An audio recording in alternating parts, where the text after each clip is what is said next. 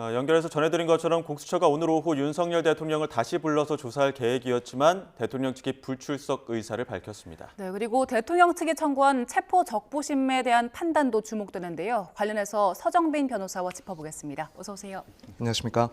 일단 공수처의 오늘 오후 조사도 불발이 됐거든요. 윤 대통령 측이 불출석 의사를 밝혔는데 이게 정당한 권리 행사라고 봐야 되는 겁니까? 네, 그렇습니다. 사실 조사에 출석을 해서 진술 거부권을 행사할 수도 있고 이렇게 지금 유치가 되어 있는 상황에서는 아예 그런 조사에 응하지 않으면서 그런 묵비권을 행사할 수도 있습니다. 그렇기 때문에 이런 출석 거부 자체는 일단 가능하고 여기에 대해서 강제로 또다시 이제 조사실로 구인을 한다든가 이럴 수 있는 방법은 없습니다.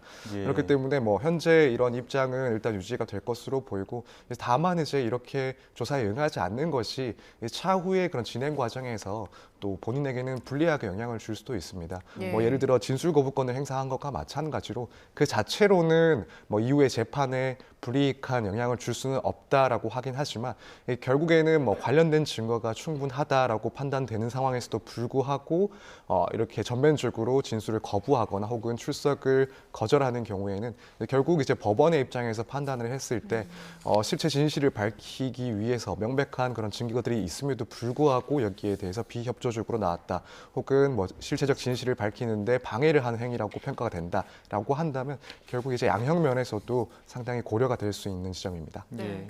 윤석열 대통령이 법조인 출신이기 때문에 그렇게 구치소에서조차 조사에 응하지 않는 게 본인에게 불리하다는 걸 알고 있을 텐데도 이렇게 거부하는 이유가 뭡니까? 일단 불리할 수도 있지만 일단 지금 상황에서는 어차피 출석을 하더라도 진술 거부권을 기존과 마찬가지로 행사를 할 것이고 결국 이렇게 수사에 응하는 것 자체가 그것도 유리하지 않다라고 판단을 하고 있는 것 같습니다. 특히 지금 애초부터 이 공수처에 수사권이 없다라고 주장을 해온 입장이고 또 그런 주장이 유지가 된 이상 지금 수사권이 없다라고 하는 수사기관에 굳이 출석할 이유가 없다 이렇게 또 생각을 하고 있는 거 아닐까 그렇게 보고 있습니다. 또 윤 대통령 측 어젯밤에 돌연 서울중앙지법에 체포 적부심 청구했거든요. 이건 어떤 의도라고 봐야 되는 겁니까?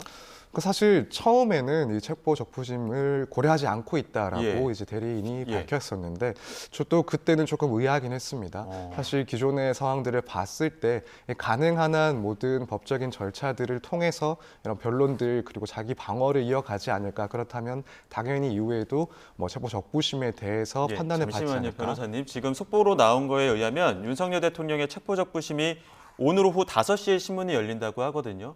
이게 좀 이례적으로 좀 빠른 거라고 봐야 됩니까? 아니면 절차적이라고 봐야 되는 겁니까? 조금 빠른 걸로 일단 보입니다. 예. 이제 체포 적부심을 신청을 하게 되면 최대 48시간 이내에 신문을 하게 됩니다. 그래서 통상적인 경우라면 청구를 했을 때 그 다음 날 정도에 열리지 않나 이렇게 보고 있는데 사안이 지금 워낙 중대한 만큼 법원에서는 좀 빨리 진행을 하고 있는 상황으로 보입니다. 네. 그리고 공수처에서도 지금 브리핑이 진행되고 있는데 관련 내용이 조금 들어왔습니다. 공수처에서는 윤석열 대통령 조사 일정과 관련해서 들은 게 없다는 입장을 현재 밝혀왔는데요. 조사실로 강제로 인치하는 게 가능한데 관련 규정을 검토하고 있다고 밝혔습니다. 그리고 구치소에서의 현장 조사는 현재 단계에서는 언급하기 어렵다는 신중한 입장을 보였는데요. 공수처는 오늘 중에 체포 적부심 관련 기록을 제출할 예정이라고 밝혔습니다. 예, 자, 앞서 저희가 윤석열 대통령 측에서 청구한 체포 적부심 이야기도 했었는데 지금 공수처가 현재 이야기한 것까지 다시 한번 짚어보겠습니다. 오늘 오후 5시거든요. 만약에 오늘 오후 5시에 신문이 열리면 체포 적부심에 관련된 어떤 결론은 언제쯤 나오게 될까요? 아마 오늘 늦은 밤이나 혹은 내일 예. 새벽 오전 정도까지는 결론이 나지 않을까 이렇게 생각이 듭니다. 그렇게 오래 걸리진 않네요. 네, 이건 사실 통상 같은 경우에는 그날 저녁 정도까지만 돼도 사실은 결론이 나오는 경우들이 많은데 결국 상황에서 분명히 증거 자료들이 많을 거고 또 주장하는 내용이 많다 보니까 그렇다면 그것보다는 그래도 조금 시간이 많이 걸리는 시각대가 되지 않을까. 그렇다면은 내일 오전까지라도 또 판단을 받을 수 있지 않을까 싶습니다. 그 체포 적부심은 윤석열 대통령 측에서 중앙지법에 청구를 한 거잖아요. 네. 청구한 사람이기 때문에 당사자가 직접 출석을 해야 됩니까? 네, 당사자가 일단 직접 출석을 해야 됩니다. 그렇기 때문에 물론 대리인을 통해서도 이제 의사를 표현할 수 있긴 하겠지만 가장 중요한 또 절차이기 때문에 당사자가 출석을 해서 통상적으로는 자신의 입장을 밝히고 방어권을 행사하게 됩니다. 그럼 공수처 조사 중인데 나갈 수 있는 겁니까? 네, 그럴 수 있습니다. 이제 법적으로 예. 체포된 피의자는 뭐 어떠한 제한 없이 이런 것들을 청구를 하고 법원의 예. 심사를 받을 수가 있습니다. 예, 만약에 그 공수처 조사 그 시간 체포영장 시한이 있지 않습니까? 만약에 오늘 오후 5시에 윤 대통령 측이 신문을 받으러 간다고 한다면 그 시한은 자연적으로 늘어나는 겁니까? 네, 이 부분도 사실 이런 상황을 대비해서 형사소송법에 규정을 두고 있습니다. 예. 그래서 체포된 피의자가 구속 혹은 체포 적부심을 신청하는 경우에는 이제 그렇다면 법원에 이 수사기관의 그런 서류나 기록들이 넘어가게 됩니다. 그러면 이 기록들, 그 증거들이 접수된 시점부터 이후에 심사를 마치고 법원에서 다시 그 기록이 반환될 때까지의 그 시간 동안은 이제 체포의 그런 시한이 48시간에서 빼버리게 됩니다. 예. 그렇기 때문에 예를 들어 내일 오전까지 이제 시한이 정해져 있었는데 체포의 시한이 정해져 있었는데 이제 구속 적부심에 소요되는 시간이 늘어난다면 그만큼은 또 이제 지연돼서 시한이 연장이 되게 됩니다. 예, 그 중앙지법에서 이제 판단을 할 때 영장이 적법하다 아니면 부당하다 이 두 가지 판단 중에 하나일 텐데 적법하다라고 판단을 내린다면 지금 상태대로 이제 조사를 이어가는 걸 텐데 만약에 부당하다고 판단을 하면 윤석열 대통령 즉시 석방되는 겁니까? 네, 그렇습니다. 사실 일단 뭐 통계적으로 봤을 때나 내용 그리고 뭐 상황을 봤을 때 인용이 될 가능성이 그리 높지 않다라고 일단 보긴 하고 있지만 어느 정도나 됩니까? 2024년 기준으로 봤을 때는 체포 그리고 구속 적부심 같은 경우에 인용률이 약 8% 정도에 해당합니다. 예. 그 서부지법에서 발부한 영장이지 않습니까? 그 중앙지법에서 다시 이거 법리적으로 봤을 때 좀 문제가 있다 이렇게 할 가능성도 있는 겁니까? 네, 일단 내용을 떠나서 이 부분은 중앙지법에서도 판단을 할 수 있는 그런 상황입니다. 그러니까 서부지법에서 중앙지법에서 판단을 한다 그러면 서부지법에서도 이건 인정을 하고 그리고 바로 석방하는 그 절차까지로 진행이 돼야 된다는 말씀이신 거죠? 네, 그렇습니다. 앞서도 그랬죠. 재판부끼리 어떤 충돌 문제는 없는 겁니까?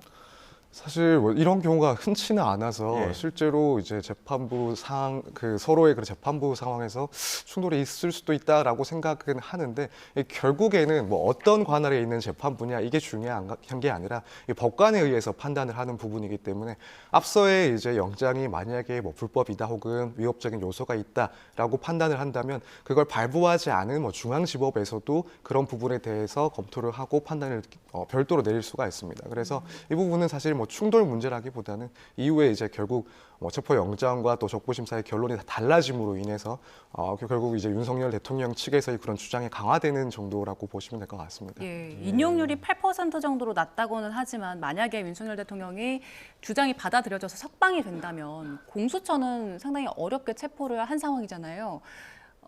그렇게 된다면 공수처 이후의 선택지는 어떤 게 있다고 볼 수 있습니까? 사실 이제 그렇다면 만약에라도 인용이 된다라고 한다면 그 인용된 이유를 조금 살펴봐야 될 것 같습니다. 크게 몇 가지를 생각해 보자면 만약에 석방을 이제 명하면서 그 이유 중에 하나로 공수처의 수사권이 없다 혹은 거기에 대한 의문이 있다라고 한다면 아무래도 이제 법원에서 그런 공수처의 수사권에 대한 문제 제기를 한 상황이기 때문에 그렇다면 이제 공수처에서 수사 자체를 진행하는데 상당히 어려움을 겪을 수가 있습니다.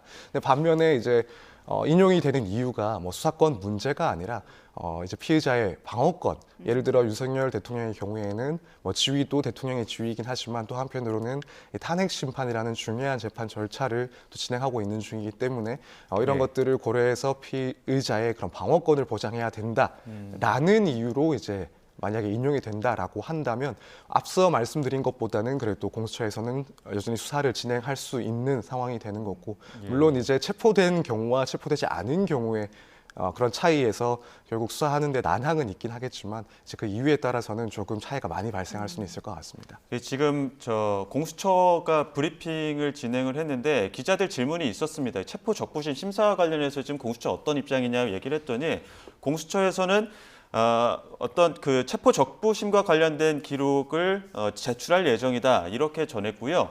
또 오늘 만약에 체포 적부심 심사를 통해서 뭐 어떤 결론이 나오든 이게 이제 구속영장 청구와는 별개다. 그렇기 때문에 체포적부심 때문에 조사를 못할 이유는 없다 이렇게 이야기를 했거든요.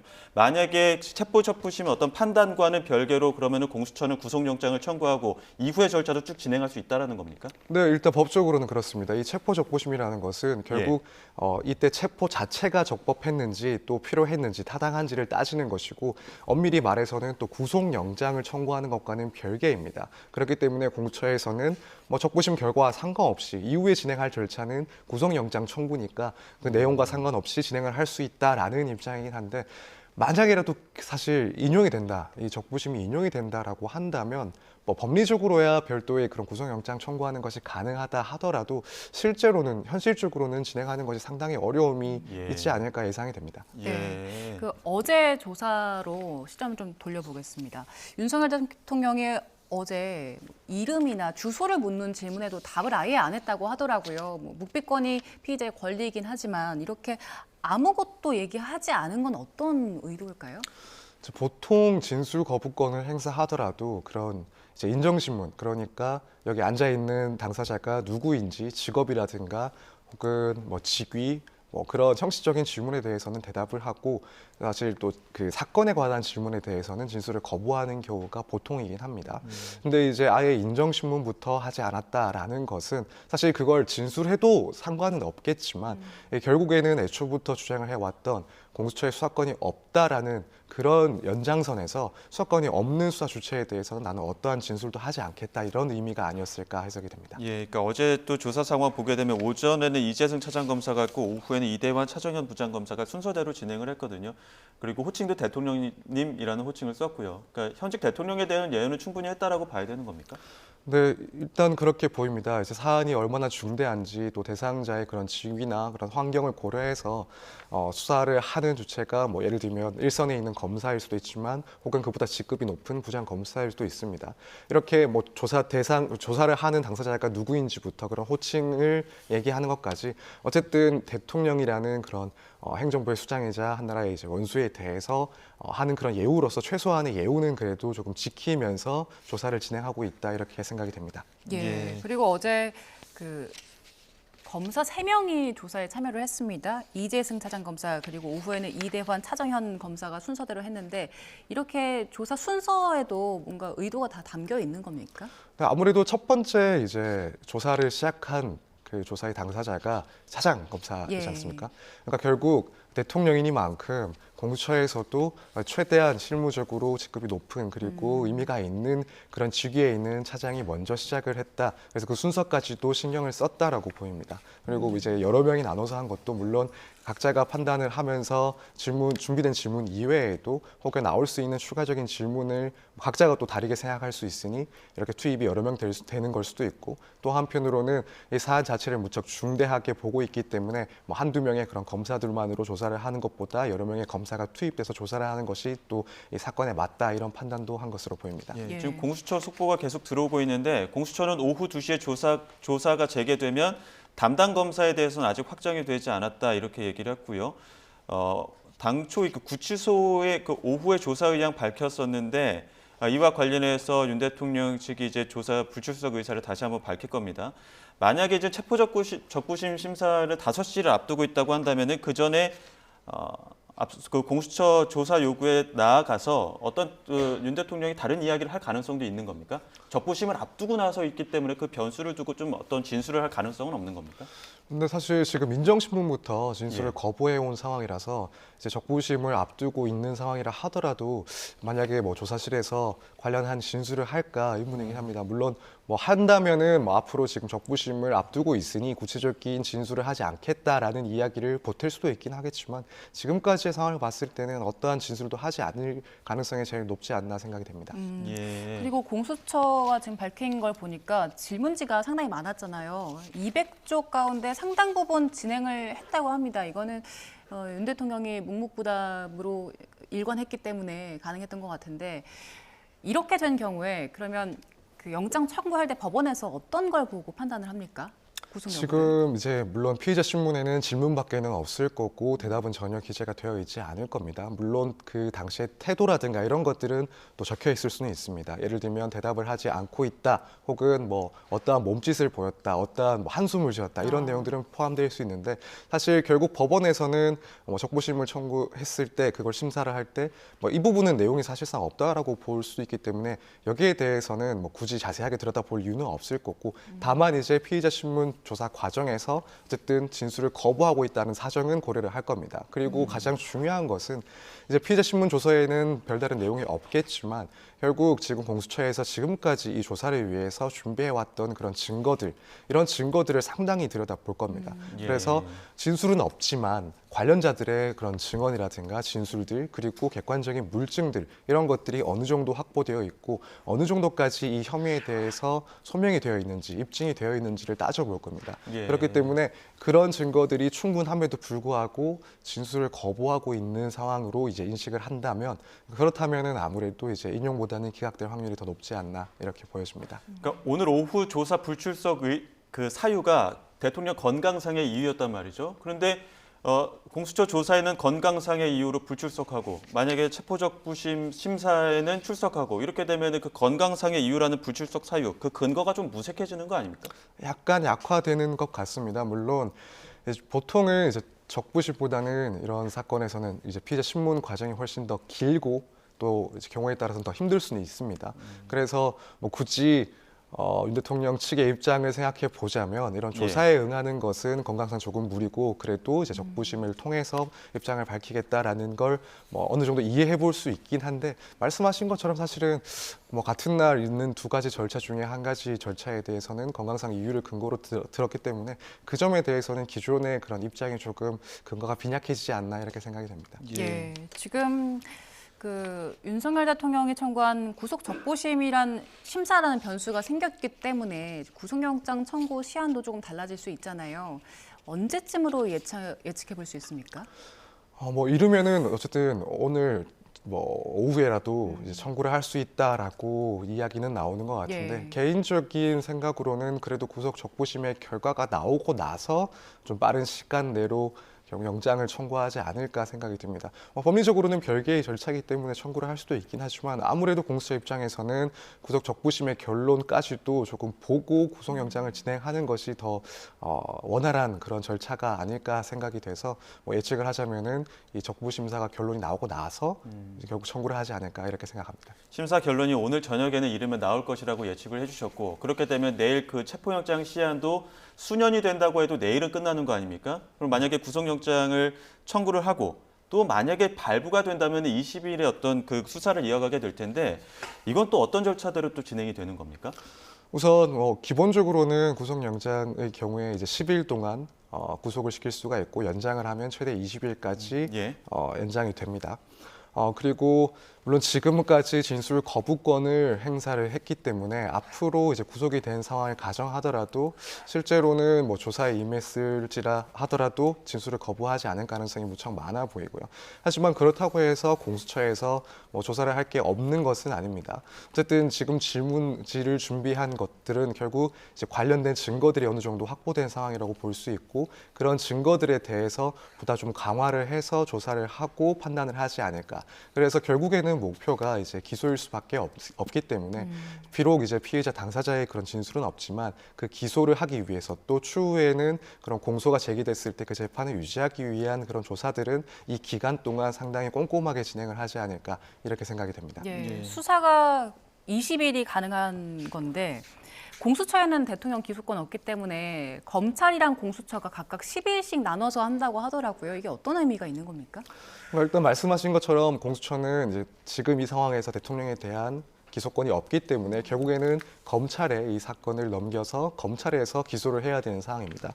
근데 사실 10일씩 나눈다는 거는 결국 공수처에서도 수사기관을 어느 정도 확보해서 필요한 조사를 하겠지만 이제 검찰로 이 사건이 넘어갔을 때 검찰에서도 이 기간 동안 이 기소를 위해서 필요한 그런 증거들을 조금 더 강화를 하거나 혹은 검토를 더 꼼꼼하게 하겠다 이런 의미로 보여집니다.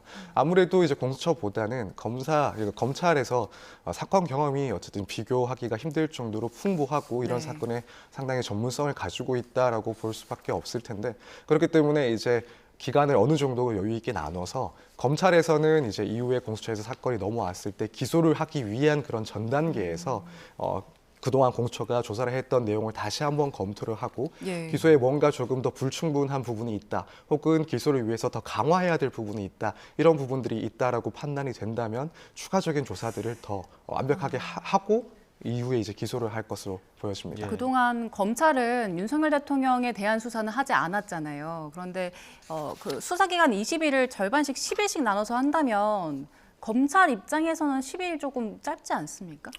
물론 짧을 수도 있긴 하지만 이게 처음부터 수사를 시작하는 단계라고 한다면 그 10일은 무척 촉박한 건 맞습니다.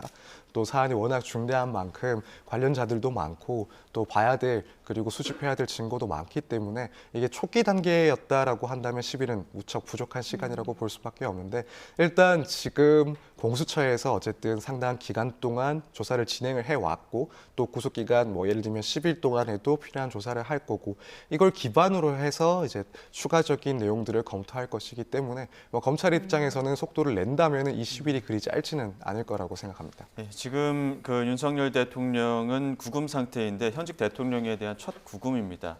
그 경호법상의 어떤 구금 경우는 어떻게 지금 이루어지고 있는 겁니까? 일단 저도 알기로는 지금 경호법상의 이런 구금 상황에서의 어떤 경호 상황을 가정을 하고 근거를 두고 있는 규정은 없는 걸로 알고 있습니다. 그렇기 때문에 지금 뭐 보도 등에 의하면은 결국 이제 경호처와 또 서울구치소 사이에 이 경호와 관련해서 어느 정도 협의를 하고 조율을 해 나가는 과정이라고 알고 있습니다. 그래서 이 부분은 법적인 근거에 따라서 마련된 절차에 따라 진행이 된다라고 보기보다는 실제로 어떠한 협의가 있는지 또 경호의 필요성이랑 또 그런 가능성에 대해서 양측에서 어떻게 판단하는지에 따라서 판단이 진행이 될 것 같고 지금까지 나온 사항을 보면 어쨌든 구금이라는 대통령 구금이라는 이런 상황에서 필요 최소한의 인력들이 결국 서울구치소에 이제 들어가 있으면서 이제 서울구치소 측의 그런 인력들과 함께 이 윤 대통령의 그런 경호 문제를 어느 정도 진행할 거라고 보여집니다. 예. 그리고 지금 윤석열 대통령이 구금된 상황이어서 김건희 여사는 관저에 혼자 남아 있는 상황이잖아요.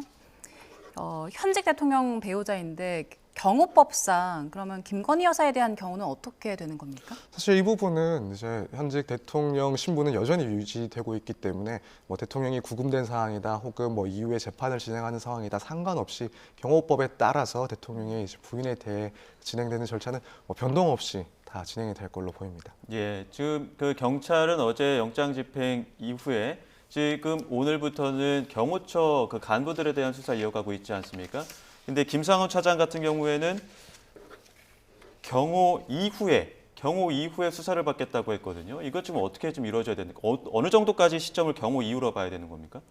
저도 사실 이 부분이 실제로 어느 시점을 특정할 수 있을지는 조금 예측하기 어려운 것 같습니다. 예. 어제 이제 이 경호처 차장이라든가 혹은 본부장에 대해서 체포영장을 집행하지 않은 이유는 뭐 가장 큰 것은 그럴 필요성이 이제 상당히 없어졌다라고 판단을 했기 때문인 것으로 보입니다. 그리고 또 한편으로는 일단 대통령이 이제 체포가 된 이상 이제 더 이상은 반발이 없을 것이고 또 한편으로는 경호는 계속 되어야 되기 때문에 그 책임자 등에 대해서 뭐 곧바로 체포를 해서 그런 경호의 공백을 발생시키는 일은 또 피하기 위해서였던 것 같습니다.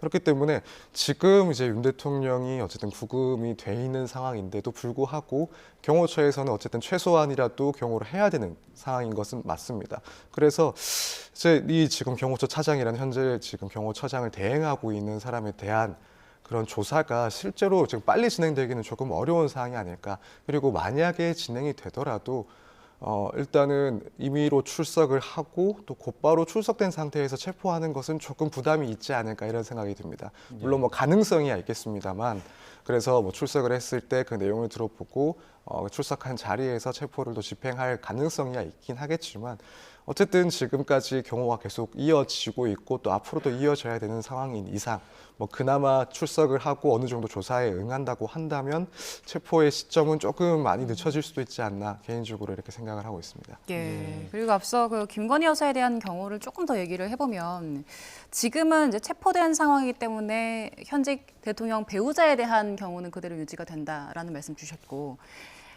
만약에 파면이 되는 경우를 가정해 보면 그 경우에는 대통령 배우자에 대한 경우가 어떻게 됩니까?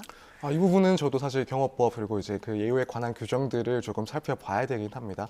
다만 이제 파면된 경우라고 한다면은 이제 거의 사실상 대통령에 대한 그런 예우나 혹은 경호 등은 이루어지지 않는 것으로 알고 있습니다. 그렇기 때문에 만약 그런 상황이 발생한다면 뭐 당사자도 아닌 그런 여사에 대한 경우는 사실상 뭐 무의미해지는 건 아닌가 이렇게 보고 있긴 한데 사실 뭐 이 부분은 저도 경호법을 예. 조금 더 근거 규정을 살펴봐야 되는 부분이긴 합니다. 현 시점에서 봤을 때 지금 그 구금 경호가 이루어지고 있기 때문에 대다수의 이제 경호 인력들이 그쪽으로 가 있는 거 아닙니까? 그러면 김건희 여사에 대한 경호 공백이 좀 발생할 수 있지는 않을까 이런 생각도 드는데 지금 당장 관저에 있는 김건희 여사에 대한 경우는 어떤 식으로 어떻게 좀 이루어지고 있는 거라고 봐야 됩니까? 네, 이 부분은 사실 저도 확인은 해보지 못했지만 물론 이제 대통령을 경호할 때와 대통령이 없을 때 그런 인력 차이는 분명히 있을 거라고 봅니다. 그래서 지금 실제로 경호를 하는 인력들이 실질적인 인력들은 상당히 줄어들지 않았을까 생각을 하고 있고 정말 말 그대로 필요 최소한의 경호 인력만이 지금 배치가 되지 않았을까 이렇게 예상을 하고 있습니다. 예. 예. 오늘이 그리고 헌법재판소의 2차 변론 기일이기도 하잖아요. 일단 윤석열 대통령 측에서는 헌재 좀 요청을 연기를 해달라 요청한 상황인데 헌법재판소에서 받아들일 가능성 얼마나 있다고 보세요? 일단 이런 요청을 받아들일 가능성은 낮지 않나 생각을 하고 있습니다. 지금 이제 아무래도 윤 대통령의 대리인들의 입장에서는 어쨌든 지금 당사자의 신변상의 그런 큰 변동이 생겼으니 이 사안을 진행하는데 어려움이 있다라는 취지를 가지고 연기 신청을 했을 걸로 보이는데 사실 뭐 1차 변론 기일에도 윤 대통령이 출석하지 않았고 대리인단이 계속해서 출석을 해서 사건을 진행하고 있는 상황이기 때문에 지금 상황이 변동에 있다라고 하더라도 헌법재판소에서는 뭐 그 점을 들어서 기일을 연기하지는 않을 것이다 이렇게 생각을 하고 있습니다. 그래서 물론 이제 뭐 실제로는 진행이 됐을 때 이제 대리인단이 이런 사유를 들어서 재판의 내용은 뭐 의미 있는 내용이 진행되지 않을 수는 있습니다. 현재 당사자의 그런 구금 문제로 인해서 준비하는 데 시간이 필요하다라고 해서 사실상 뭐 변론 기일에 특별한 내용이 오가지 않을 가능성도 있지만 뭐 기존에 이제 신속하게 그래도 절차들을 진행하겠다라는 헌법재판소의 입장을 봤을 때는 설사 그런 것들이 예상된다 하더라도 우선은 변론 기일을 열지 않을까 이렇게 생각합니다. 네, 지금 그 헌법재판소에서 브리핑이 있습니다. 헌재 연결해서 브리핑 먼저 듣고 오겠습니다. 위임장과 변론기일 변경 신청서를 제출하였습니다. 헌법재판소는 이에 대한 논의를 거친 후 기일 변경 신청을 받아들이지 않는 것으로 결정하였습니다. 이상입니다.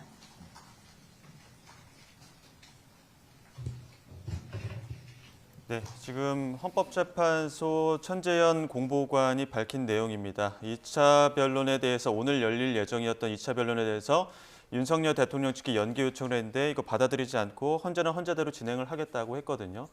헌재 시간표대로 가겠다는 어떤 강한 의지라고 봐야 됩니까? 네, 그렇게 보입니다. 사실 이런 재판들이 진행이 될 때 그런 재판 기일이 연기가 되는 경우들 중에 하나가 예를 들면 재판을 열더라도 그 내용을 봤을 때 실질적으로 어떠한 절차들이 진행되기 어렵다 하는 경우에 연기가 되는 경우들이 종종 있습니다. 사실 지금 오늘 같은 상황에서는 그럴 가능성이 있습니다. 이제 윤 대통령의 구금으로 인해서 당사자가 어쨌든 이 사건에 관여하기 상당히 힘든 상황이기 때문에 오늘 절차에서 아무것도 할 수 있는 게 없다라는 취지로 이제 신청을 했을 수도 있습니다.